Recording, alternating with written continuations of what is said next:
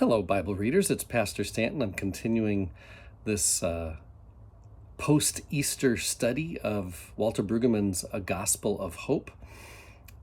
In addition to being a real estate agent, my wife Carla is a spiritual director, really good spiritual director, and one of her most powerful ways to work through stuff with her directees is to enter into what she calls the spiritual act of remembering. It's a very faithful thing to do. The church remembers very intentionally, very often. Here's what Walter Brueggemann says about remembering. Now, I want you to think about what happens when we forget. What happens when we give up the story and we think we're too sophisticated.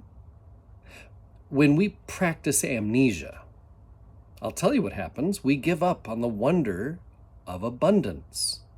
We neglect God's miracle of generosity, and we start imagining that there's a scarcity of food, of love, of life.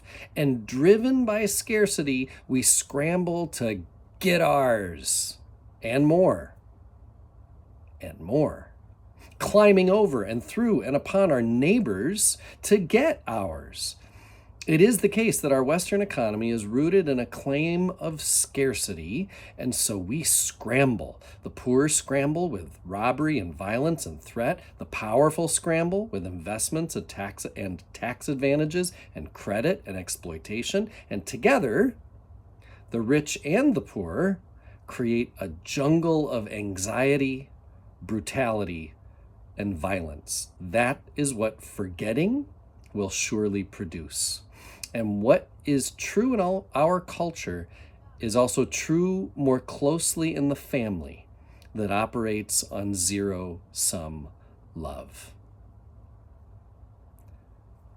The good news is we, family of faith, at our best, remember.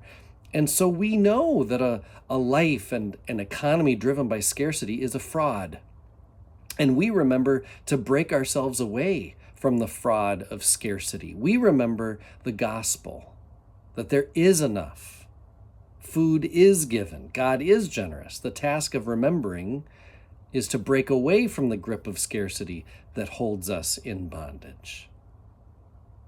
And so may you remember today that this world is and has enough, that God is generous for you.